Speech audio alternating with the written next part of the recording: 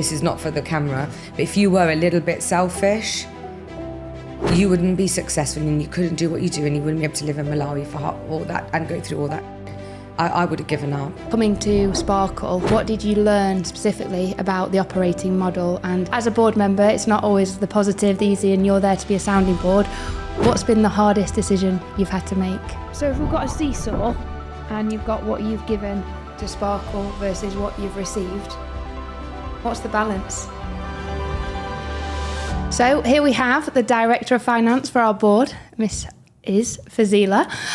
Finally got you where I wanted you to be to ask you questions. She wanted them to be sent beforehand, but you know me, want to throw a few curveballs in. So when you first met me, what was the first impression? You can be brutally honest. Well, first of all, thank you for having me here. When I first met you and heard you speaking to a room full of CEOs, I sat there and I thought, oh my God, I was completely in awe of you, starstruck. And I thought, this woman is standing in front of all of these CEOs asking for support and help, not for herself, but for the children and the people in Malawi. At that point, at that moment, I thought, I want to do whatever I can in my capacity to support you with becoming even more successful at supporting the children in Malawi. Why Malawi? So my parents were born and raised in Malawi. And we had many childhood holidays to Malawi. And my father passed away about 20 years ago. And the last holiday he went on was a pilgrimage and he went to Malawi. So Malawi holds a special place in my heart because that's where my parents were from. Okay, so it took me over a year to persuade you to go back to Malawi. So why was it so hard for you to make the visit? So my father got quite unwell after his trip to Malawi. And I suppose there was a bit of a linkage between he went to Malawi, he got unwell, and he passed away from pancreatic cancer. So I'm sure it was something not related. But I couldn't think about going back to that country without him. And you persuaded me to go on this trip of a lifetime. And from the bottom of my heart, I am truly grateful because it was the most humbling experience of my entire life. If I had to put it in the top 10 highlights, would be the trip to Malawi. So in terms of the trip to Malawi, the moment you walked in to the Sparkle gates and you saw it in real life, you've heard me bleating on about it for the last year, what was the first feeling? To have had the opportunity to witness the work that you're doing on the ground versus listening to you talking about it is something completely different. I think to see the children walking through those gates first thing in the morning, the joy and the happiness and the smiles and the laughter, I think that's something that I'll never be able to forget. But then spending the whole week there, I'm in complete awe of the operating model that you have established for the Sparkle Foundation. And I really believe that more charities and foundations have to look at that operating model that Sparkle has and the difference that you are making in people's lives in Malawi is just truly incredible. I was in awe of everything on the ground that we saw. Thank you. Let me hold it together now. Okay, so your family community, you already do so much for the charity sector already. Coming to Sparkle, what did you learn specifically about the operating model and how has it changed maybe your view on the charity sector and the work you were doing already? It was a real eye-opener because as Muslims, we have to give a percentage of our income in zakat. And then on top of that, you do a lot of sadaqah, which means extra giving. Donating money and giving money, pressing a button on your phone is so easy. What's difficult is giving your time, your knowledge, your expertise, and your time and attention to the people on the ground that really need it. And for me, my whole mindset has changed on charity and donations and giving money. It's not just about clicking a button and giving money. It's so much more than that. But then looking at your target operating model and the pillars, the children walking through the door in the morning, the education, the nutrition, the food that you're giving them, the clinic, and the people that are coming into that clinic to get free medication, and then the community and the social enterprise and the women that you're supporting so that they can stand on their own 2 feet and not be dependent on anyone. The whole setup is truly incredible. And now when I look around in my community at all the work that many family members do, I just think they've got it wrong. Like, we need to do this holistic whole approach from A to Z. And actually, when you donate money, you're making people dependent on you to consistently come back every year to have that money. This is totally different. You're equipping them with education to be able to then stand on their own 2 feet. It's truly incredible. So when I talk about religion, obviously it's a huge part of you, it's a huge part of me. Where would you say, obviously coming to Sparkle, seeing the impact, it's been a driving force for you as an individual, for you wanting to take that step, not only to come to Malawi, but also to give? I think the life-changing experience for me was that in my whole career, it's been about titles and achievements and getting up the career ladder. I think becoming part of the Sparkle Foundation has made me realise the importance of service, of helping others, and you've taught me that and given me the opportunity to be on Sparkle to see that actually life isn't about me, myself and I. We have to support and give help to others, and that's what the Sparkle Foundation is about. It's about shaping and changing lives. So obviously we've got to know ourselves over the last few years, and you've got so many wonderful things to say about me, but as a board member, it's not always the positive, the easy, and you're there to be a sounding board. What's been the hardest decision you've had to make as a board director for our finances? So the money's never enough. It's about resource allocation. It's about the toughest decisions would be and have been, do we invest more in expanding our programs, or do we invest in another site to change even more people's lives? It's about the short term and the long term, and it's about expansion, but also sustainability. And I would say from the board roles I do, this is the most difficult because the impact on a decision that you make, not the impact. So this is probably the most difficult board position I have. And that's because the decision you make is impacting a child's life in Malawi. Talking about finances, the nitty gritty, if you look at the trends of the world at the moment, the amount of money people are giving to charity is getting less and less because people are losing faith in the charity sector. Your background, obviously in accountancy, why would you choose to give to Sparkle? People are rightly so sceptical about giving to charities because of all the scandals and history. And therefore, I believe that financial integrity is non-negotiable. And as a finance professional, I can see what poor governance does and how it breaks trust.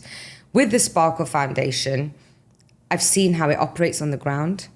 I see the numbers and I see accountability.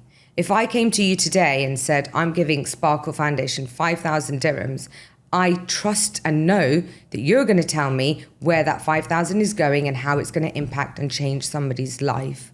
So within the Sparkle Foundation, we have got transparency, accountability, and we can show the impact that the funds are having. And this is ever so important in this day and age to ensure that we have that transparency with people who are donating to our foundation. So talking about impact, obviously you've thought about wanting to come back and bring the family. We take over 200 volunteers a year to Malawi. Why have you gone home and gone, you know what, we need to now move from the professional side to the family side and get everyone involved? I would say here, it's not just my family, it's my wider network. I'm known as the super connector. Queen of networking. Queen of networking, super connector. And I would like to ask my wider network to come and see on the ground what the Sparkle Foundation is doing. Come and meet the children and see the impact. Only when you go there and you see it with your own two eyes can you see the difference that you're making in people's lives. And I think it's ever so important for even our children to understand that life is not just about you and yourself, and the importance of giving and the importance of service, which is something that you as Sarah stand for. And what your whole life is about giving to these children in Malawi.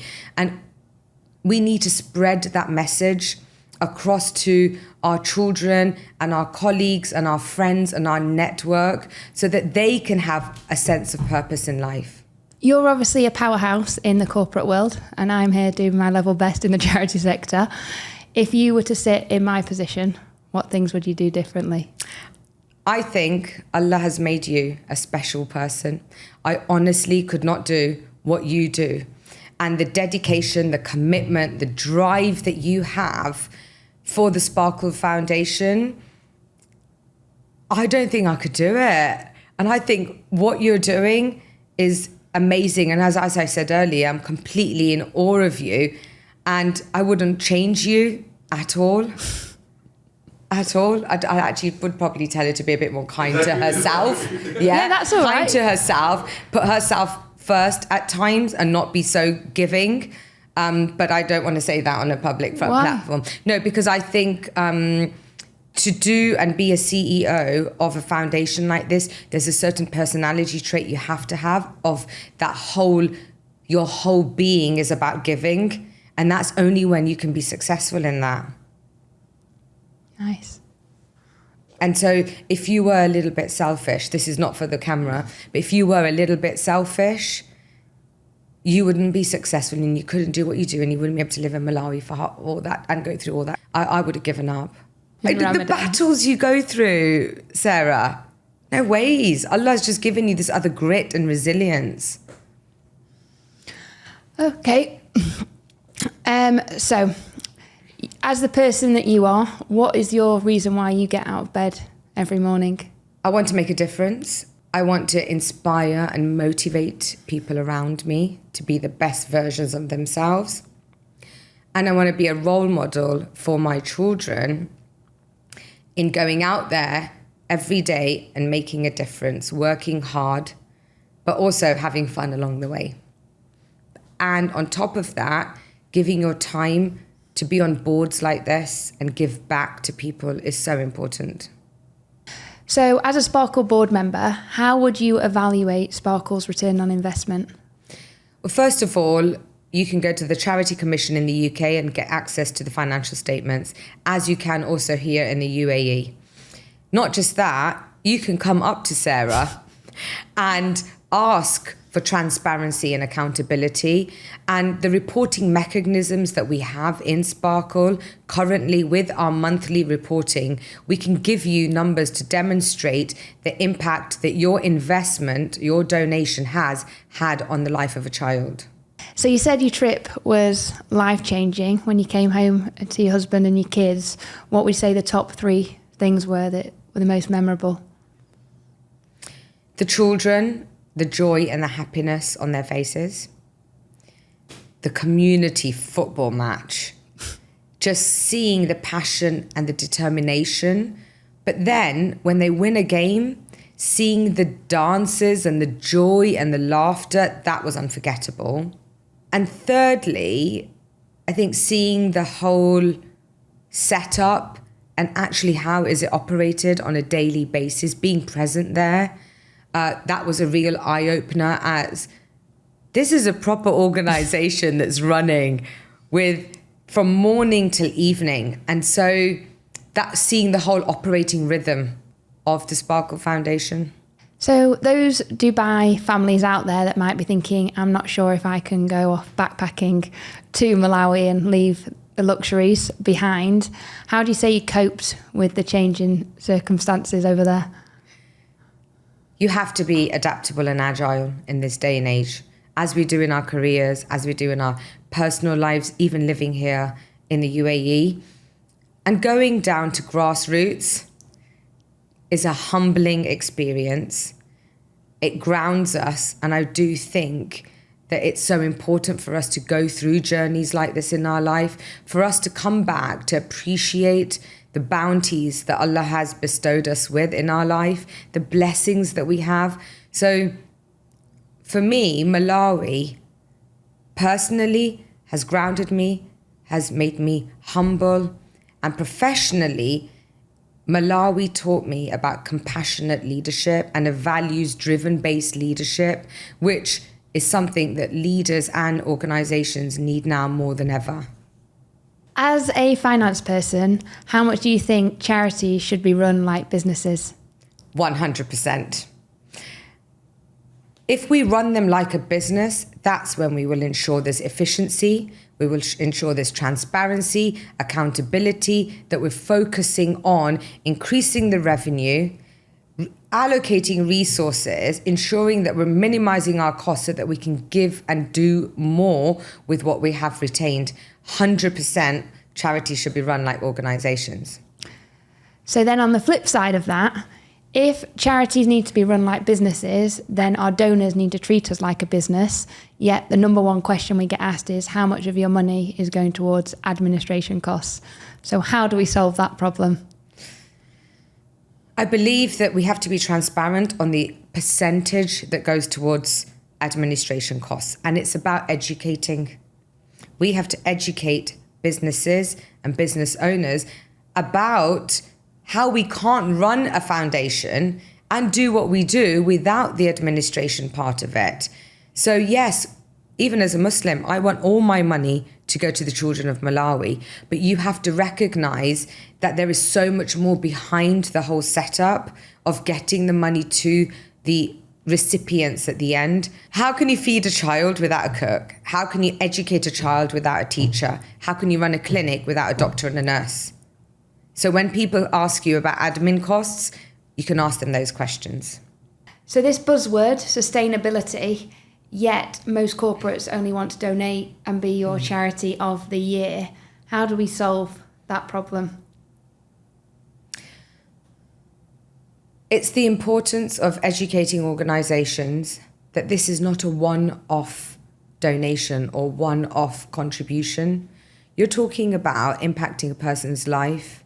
How can you just give money to set up a school and then not expect to support with maintaining it and running that school for the indefinite future so that those children have a chance year in, year out to be educated? And so we have to make individuals and organizations aware of the importance of one-off contributions do not change people's lives. Corporations need to stop donating and start investing. So if we've got a seesaw and you've got what you've given to Sparkle versus what you've received, what's the balance? What I've given is nothing in comparison to what I have received from being involved in the Sparkle Foundation. It's truly a privilege to be part of the Sparkle Foundation and to support you with your dreams to change lives. So in your ever-growing network, you've obviously got a huge range of people that you've kindly got involved with Sparkle. Not everyone's sort of in the Fortune 500, but what would you say to any business, small, medium, large, about the impact that they can have at Sparkle? It's not about giving hundreds and thousands. If you can do that, great. We'll have you. We'll have you. But if you can't, if you count the pennies, the pounds will count themselves. So it doesn't matter how small a contribution is. Those small contributions collectively still impact and make a difference. So to partner with Sparkle, there is a 50,000 dirham upfront cost that has to be paid to cover our administration costs. Anything on top of that that's fundraised goes directly to the cause. Why do you think that model is working? I think it's a fantastic model because the problem that single donors have is they want to see their zakat or their donation going and directly impacting individuals. In this manner, the corporates are looking after the administration costs, and therefore everything the fundraising and individuals are contributing is going directly to the source. So Sarah, many people think that CSR is a PR stunt. What's your view on that? It depends on the organisation, truthfully. People see it as a kind of tick box exercise. We'll just do it. It looks good on the media. They're not the type of companies that we want to align with. As far as I see it is, how many times do you get asked every day, can you change someone's life? We're giving you that opportunity at Sparkle to do it. So the question I'd ask back to you is, why wouldn't you? Any more questions you've got for me? Fazila? Why do you do what you do for people in Malawi? Putting aside my own personal experiences that I've gone through and survival, I mean nearly 7 near-death experiences, the biggest privilege that I've ever got to have is the one where I get to wake up every day and being able to change someone's life. And there's no amount of money, there's no job title, there's no car, there's no house, there's even to a point no relationship that I've ever had that's given me the same satisfaction of knowing that I'm able to make a difference.